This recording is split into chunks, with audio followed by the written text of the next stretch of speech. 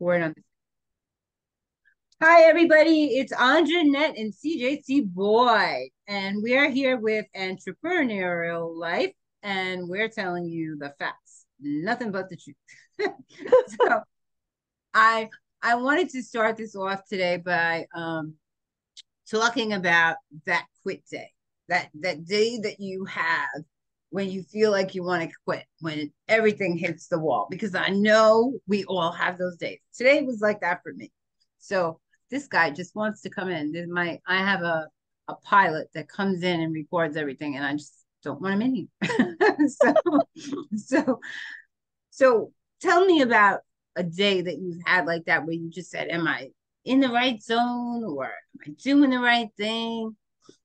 I think for me, it's an evolution of those days because we just had a huge launch in my business, and you see all these people just going gangbusters, and they're like, "Oh, I have 30 people in the launch, and oh, I converted this many people," and then sometimes you sit back and go, "What am I doing wrong?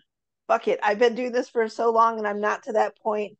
And it's you get in that mindset where it's like it's not happening for me, it's not happening fast enough, it's not going the way that it is for everybody else, and you kind of just got to pull yourself back and just take a breath and go, okay, their journey is different than mine.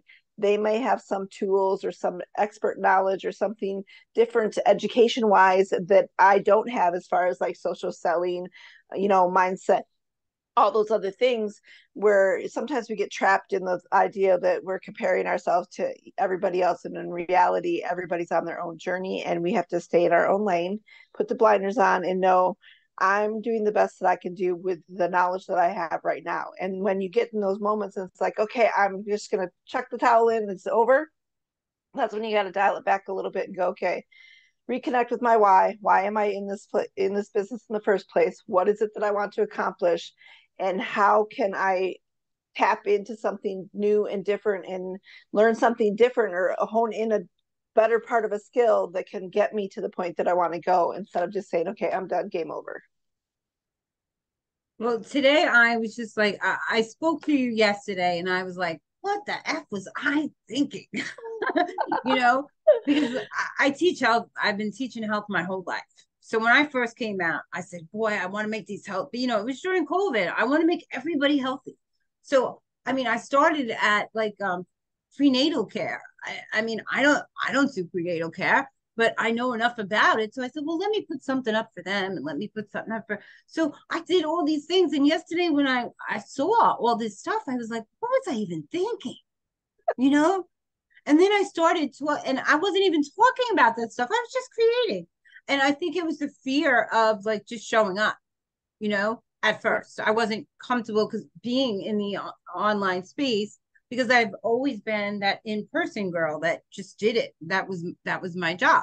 So I didn't know how to show up. And then when I showed up as this gut health girl, and I said, well, okay, nobody really wants to know about health because they're listening to this crap over here and they're listening to that crap and they're buying all that. So nobody really wants to know the truth, I said. And then I was like, just no, just be you. Just tell it like it is. And people are gonna absorb what they want to, because I think and that's for your business and that's for my business. I think there's so many mixed messages, no matter what your niche is out there, because you have so many people. You have some that really actually know what they're doing in that niche. And then you have the people that maybe took a 3-week course, sold to them by someone else who didn't know what they were doing. And they're out there and they're in your inbox and stuff like that. And so there's so many mixed messages. And I think the market really feels, the people that we're trying to help really feels overwhelmed by how many people are out there, and you really can't get away from them. I mean, I'm in the business and I have shitload of people in my inbox every day telling me how they can help me, and I was like, you don't even know me. Do you even how what do you and mean? then and then you have all that, that knowledge being chucked at you. How do you pick and choose who's knowledgeable, who's legit, who really knows their shit, to be able to pick and choose and go, okay, I want to follow this person? And what landed for me when you said, you did all these things, and prenatal, and gut health, and this and that, and in my head, I was thinking all the business coaches that I've ever had would be like, you're trying to speak to everybody, not just to one niche. You got to niche down, niche down, niche down. And I just think there's some truth to that. But when you have an umbrella of knowledge, I don't think that you have to limit yourself to just one thing to talk about that you know about, because you've been doing healthcare for how long? 40 You years. have, yeah. So you have a wealth of knowledge of about so many different areas that it's okay for you to speak to those because you do have the knowledge and the skills to go with that.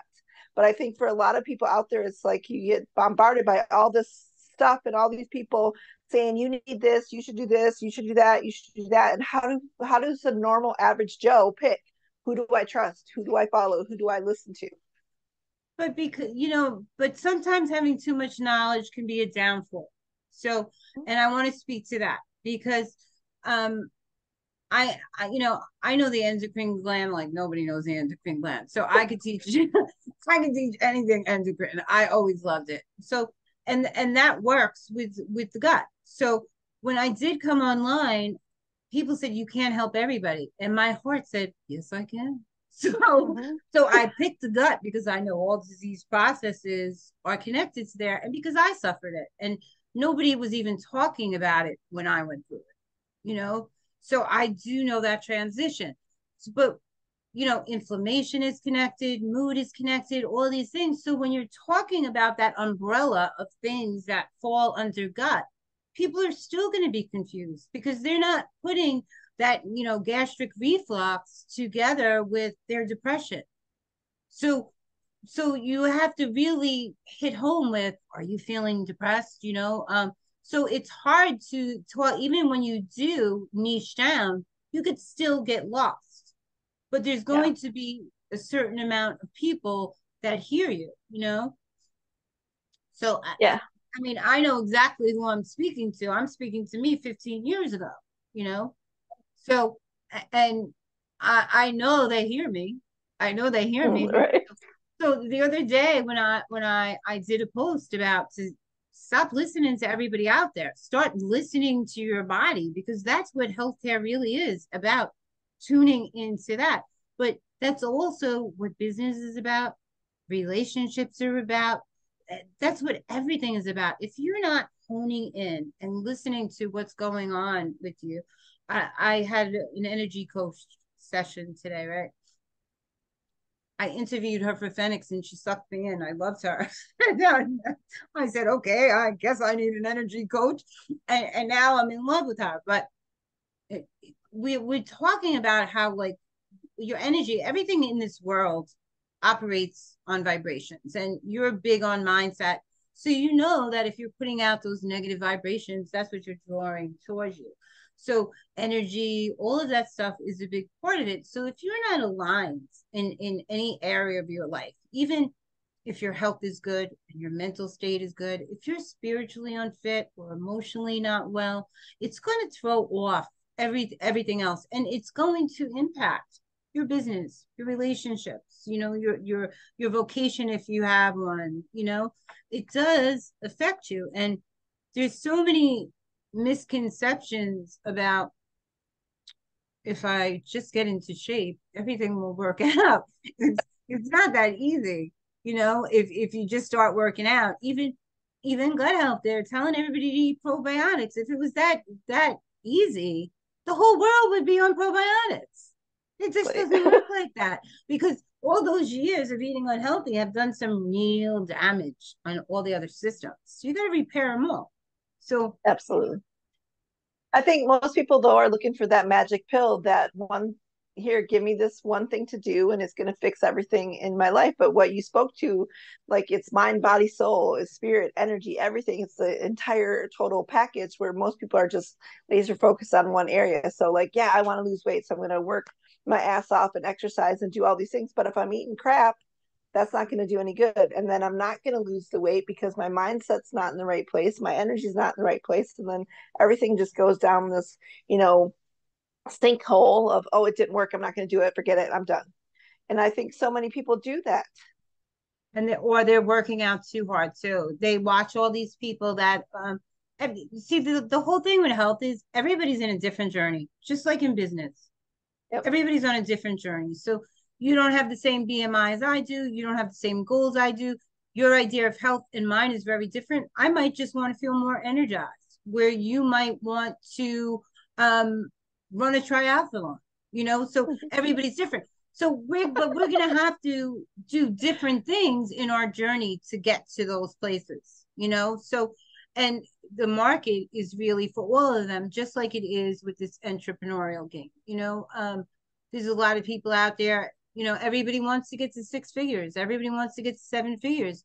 But if you haven't learned who your target market is, who you're out here to help, and you haven't got any clarity in how you're going to help them, then all that other stuff doesn't matter, you know? Yeah. So there's like a definite sequence, would you say? I would agree. And I think, a lot of people have that idea. I want to make six figures, want to make seven figures, but they're doing it for the wrong reason. They want it for the money. That's just, they're laser focused on the money part of it. If you miss all the steps in laying the foundation in the beginning, you're never going to get there, because you're going to continue going, oh, I need to try this, I need to try this, I need to try this. But you need to find the tools and the strategies and the systems that work and put those into place to lay the foundation in order to ever reach that place. And like you said, everybody wants something different. A lot of people, I get them every day, like a minimum of at least 10. I know exactly what you need. How would you feel about this? And you need this to move your business forward. And I sent back, how do you know what I need when we've never had a conversation? And people, that to me is the lack and scarcity mindset. Those people aren't really about building business, building rapport, building the connections, building the relationships with people, and being in the genuine heart space of helping that person. They're in the back of their head, it's about, here's a sale, here's what amount of money is going to my bank account, here's how much money I can make. And those types of people, you can feel their energy so intense that it's like, yeah, nope, I don't want anything to do with you. I just been deleting those people, because it's like, I want to work with people who are genuinely wanting to impact the planet, people who want to heal other people and help other people to get where they want to go, because it's not about just me. I got into the online space for making money. That was my ultimate end all be all goal when my cafe closed. I needed money. I needed money. I needed money. And every single person I talked to said, you're needy, you have lack, you are desperate. And that energy came through in every single post that I put out for the first 6 months I was in the online space. And when I stopped and really started thinking about, wait a minute, I'm going about this the wrong way, I'm making it about me, how can I help other people to get out of feeling the way that I feel right now? And that's when everything started changing and switching. And when you look at it from an aspect of, not about me, that's when things really start to crack open. But it's a continual thing, it's an everyday thing. You lay those blocks of foundation to get you to where you want to go, but you have to work at that every single day. It's not like, okay, I had a limiting mindset, oh, I wrote it down, I got rid of it, I burned it, it's softened the ethers, and now I'm healed, it's done. No, it's an everyday thing. I mean, I find myself, I've had some really big wins, and I still find myself going, who the hell am I to be talking about this? So it's an everyday choice to be like, yeah, I've went this far, but I still have some shit in my closet that I need to unpack. Yeah, I totally got it. And I read this book. I don't know if it was The Go Giver, but it talks about the different laws, like the law of reciprocity. I never say that word right. Reciprocity. So they talk about that, and they talk about your finances being contingent on the people that you help. So you're here to add increase to other people's lives. So your finances and your abundance is contingent on how many people you serve. So if you're not serving anybody but your own motives, then you'll have nothing but yourself, because people do feel that. And I when I first came out online too, I was giving away so much stuff, and I was like, don't they see how valuable it is? And then What the hell is wrong with those people? I heard myself one day, and I was like, you know so now I'm just here to help. But I think that it's a struggle on a day to day, like you said. in your minds. It is, because I don't think anybody's a professional business person. They might work in business, but I think that you're always going to come up against different people. There's always going to be that client that gives you that aha moment or that what? So, you really just have to do the best you can, like you said, and really not listen to everybody that's out there. I mean, certainly you do have to create those relationships, because if you're not good, they say that only 1% of your market will actually buy from now, and that the others, maybe another 10% over their journey with you will. So if you have 1 million people, 1% of 1 million people is a lot, but if you have 5 people, it's not.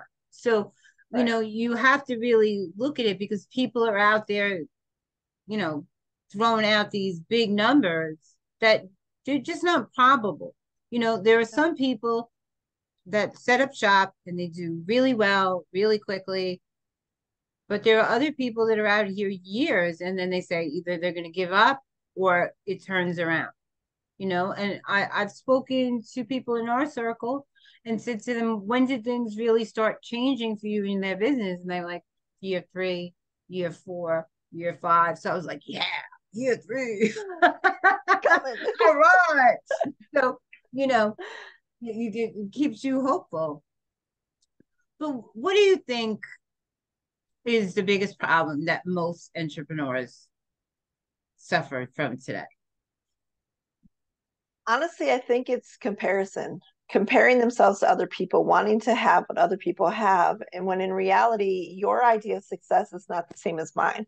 Your idea of wealth and legacy may not be the same as mine. And we're all like taught, in my circle, anyways, we're all taught it's a numbers game. You got to speak, have this many connections a day. You have to have this many conversations. And then when you're really good at sales, you get this number of conversions, and people get in that mindset where it's a numbers game. So it's like in, out, nope, you're not interested. Oh, you're next. When in reality, it's like really work on knowing yourself, what you want to do and how you want to serve, and then make those genuine connections. And you can't go into the mindset where this person's going to be my sale. It's a hot lead. It's this and that. Every single conversation, before I have a conversation, I'm setting the intention. Okay, what is it that I intend to provide for this person that I'm talking to?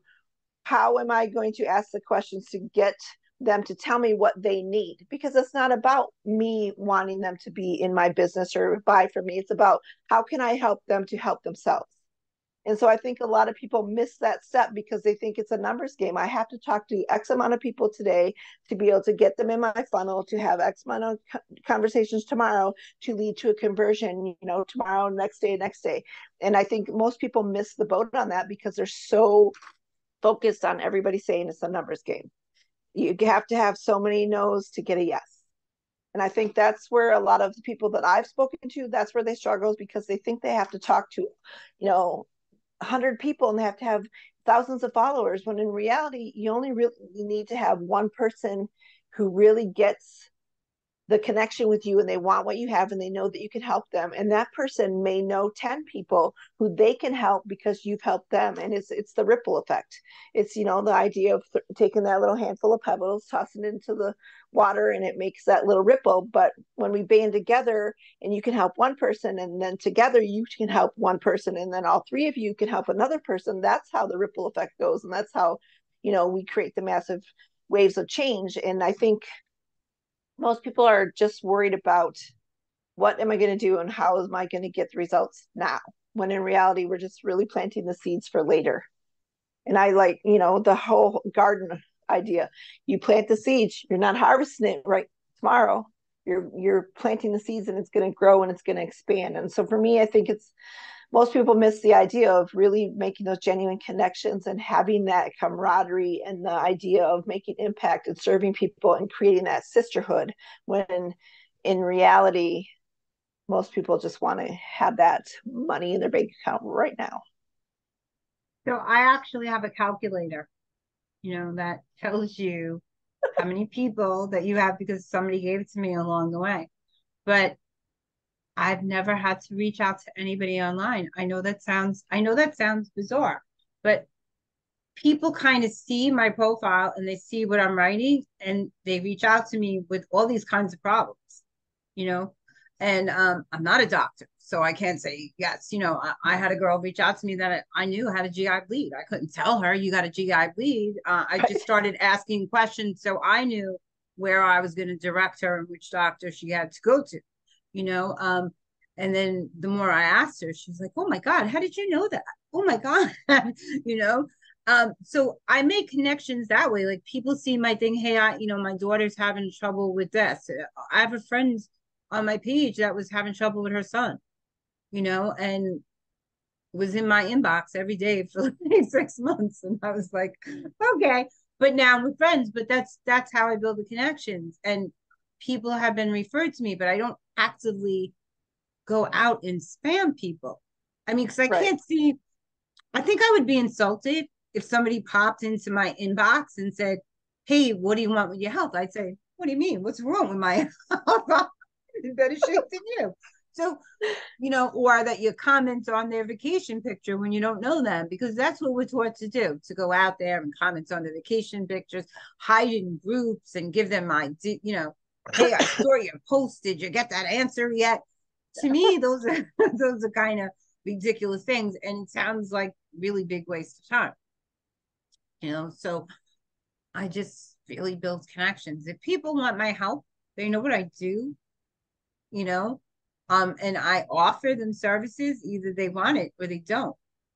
Right. So let me ask this. So how do you draw the line between people reaching out to you and saying, okay, I saw this post and I know you can help with this and I want to pick your brain and I want to do this, and you're constantly helping that person, you're giving them advice, you're asking the questions, you're guiding them gently to the result that they need, that is going to help their health. But where do you draw that line where you're like, I'm giving value and I'm providing a service for you, but where does it stop between you over giving? There's always got to be a cutoff point. But I am that value girl, so sometimes they get a little more information than they need. It's bizarre because on one of my pages it has hormone specialists because hormones are the gut, so of course, so she was asking me if I knew anything about conception, and I said, well, gee, that's an odd question. I said, she said, well, I'm trying to get pregnant, and the next thing I knew, she was going for like to a doctor, a specialist, to try and get pregnant. I had a sperm sample in my inbox, and her last gynecology check, and I said, oh, you have PCOS, and but I said, I don't think the problem's with you based on this sample. I said, this is what I said, you can start eating like this, but he's going to need some follow-up, Right. and then I cut it off that. I said, anything else, you are seeing the specialist. You really should ask them. I said, I'm sure she's leading you in the right direction. So that's kind of how, and then I sent her a book, an ebook on what she has, because I told you I've got one for everything. So Pico's, here you go. So I was like, hang on a minute. But some of them is just, sometimes I think people are just testing you, if To that see makes what sense, you know. to see if you're a good fit for them. Like, I met one of a client that was with me for a long time. I really had to tell her, okay, these services are done. You're ready to fly, because she didn't trust herself. And I said, listen, my job is to make you not need me, not stay with me for the rest of your life. So, but she was asking me very questions just to try and see where my knowledge base was and if I could help her, you know. And I answered a couple of questions for her, and 3 days later I got a call, you know. And then we had a great relationship. And it was, I want to say 9 months later that she told me, do you remember? I said, and I was like, oh, was that you? Because she wasn't my friend on Right. Facebook. She was in my messenger, because messenger and Facebook aren't connected. A lot of people don't understand that. So But I think that there are a lot of people out there scamming people and stuff. So you have to be very hesitant, not just from our point of view, but the buyers as well. I know that it's a very scary time for like Bitcoin and people telling you how to forage your coins and stuff and do all this stuff and how you can make a side hustle. I had this guy approach me today and I said, I have so many side hustles, I can't even use the bathroom. Please just leave me alone. I don't have any more time to give anyone. And but that's what the market's gotten like. So I don't want to discourage anybody in any way to not live your dreams or go out there and really put your best foot forward. But I want you to be, and I'm sure you're in agreement with this, to really be careful out there because there are some people that are really going to help you that are great marketers and they've been helping like entrepreneurs for a really long time and they really do earnestly want to help you. And then there are people that are out there that just want to take your money. They hope that you don't show up for those sessions because they don't know how they're going to deliver them and stuff like that. So just always use caution, always be careful, and really sit down and think about why this is important to you. Because if you don't know why this is so important to you, you're not going to make it. Because that's a big thing. You have to remember why that is. If you're looking for a better life for you and your family, or maybe you want to retire yourself early, or maybe you want to open a children's hospital, whatever it is that's important to you. If you don't have like a really big why for doing this, if this is just like, oh, maybe I'll do it, maybe I won't. That's not going to work because this is work. And I love that when people tell you, oh, it's ease and flow. You just have to align yourself and it'll be just easy cheesy. And it's like, no, people, it's just like a job. Anything that you want, it doesn't come easy per se. If you have that motivation, you have that drive within you, and you know, like you said, your why is big enough, you're going to attach that why and that reason. That's what's going to make you stay the course. And the other thing I think is trust your gut. If something doesn't seem right and you're talking to somebody and it just doesn't feel right, it's generally not for you. Yeah, and there are also a lot of free groups out there online, so that you can learn from. There's a guy Dan on School. I think Ron Medlin's on School too.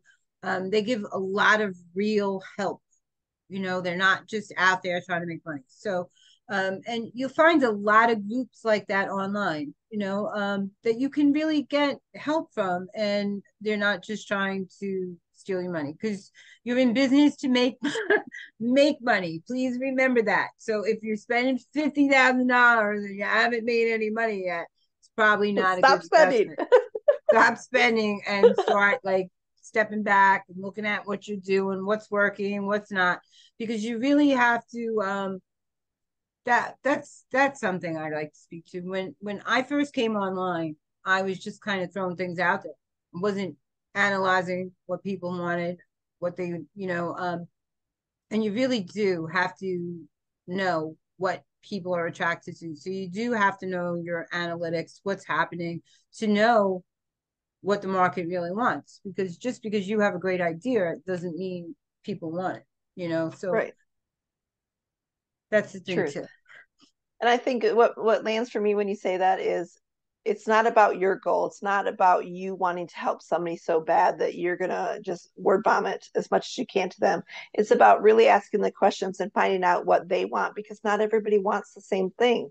I talk to women every single day, and it's like, I want women who truly want to make change, who truly want to make change within themselves. It's not necessarily for them to make, $100,000, six figures or whatever. I want them to be able to feel like they're valuable and they're worthy and that they have that confidence in themselves. It's not necessarily about the money, because there are some women that I talk to that are in the stage of their life where they're like, I wouldn't know what to do with money if I had money of my own or that extra money. So it's really about listening, like you said, what the market wants, because not everybody wants to build a business to legacy income. Not everybody wants to lose, 100 pounds. People, you have to really dial in and find out and ask the questions what your clients want from you before you just start giving them everything.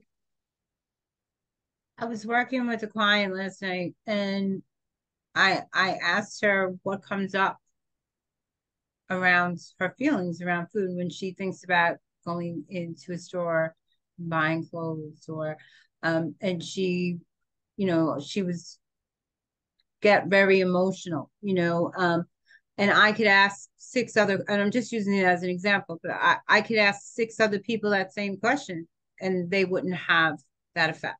So that kind of guides you why things are important to her. And there's that self concept in there that we need to work on. But everybody's different. So that's important to her. But somebody else might just have gone to the doctor and they said, listen, if you don't change your diet, you're looking at diabetes, hypertension, So there's different reasons why people want things and why people are attracted to things. But the best thing you could do is really poll your audience. Like, the smartest thing anybody ever told us to do, I don't remember his name, Din. He's pretty famous out here. Dean But Graziosi. no, not Dean Graciosa. He's yesterday's news. Okay. I love Dean, but no, this is a man that does marketing, and he does a lot of free challenges.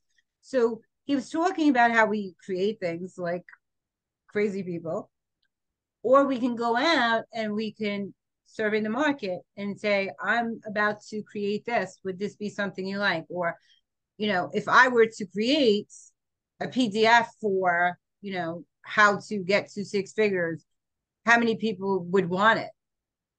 Comment below. So I asked about the sustainable weight loss, and I didn't want to create another PDF. I was a PDF through the roof. 100 people responded. I said, okay, now I'll create it. So before you go out and you create a course on, how to build a buddy, or, crazy stuff, how to fix your TV in 2 easy sessions, ask the market if they really want that stuff. Because a lot of times they don't, I don't know if it's those glasses or what, but I'm not seeing too lovely with them. So I look different in all these things. So that's my take. And I think we've bored you to tears already, but we're really out. We really just want to help people, because we've been through what a lot of people go through while you're out here, and it hasn't always been fun. And CJ and I could both tell you there's a lot of people out there selling some stuff you could be shoveling. And it really, you need to hear the truth as well. It's not hard every day, but this is work. This is not something that's going to fall into your lap and you say, I'm going to open my own business. You have to be dedicated and really, really want this for this to work, because there's going to be nights that you don't get any sleep. There's going to be weeks where you work every day. There's going to be family things that you have to miss in the beginning, and family has to understand. So just know that going in, and you should be cool, right? Agreed. And the best thing I think is to have your family on board. If your reason for doing this and wanting to be in a business is to be able to have more time with your family, pull your family in and have that conversation. Go, I'm doing this so that we can have more time, or go on vacation, or do this. And then your family's going to understand. So you won't feel so much guilt when you're not, involved in them right there, because the payout in the long haul is going to be so much more than the time that you missed right now. You hope. Stay the course. Stay the course. Stay the course, but you hope, because it seems like a lot of time. Yeah. Okay, so is there anything you want to say before we let them go? I just want to say, just really tap into your heart and understand why you want to be an entrepreneur. If you just are looking for the get rich quick scheme and you want to be a billionaire, and you don't really have something that's emotionally attached to your reason for wanting to do that, then I think you're in the wrong place. I love that. On that note, we're going to end it. We love coming here and sharing these tips with you. It's CJ.C. Boyd and Andra Annette, and this is Entrepreneurial Life. Have a great day.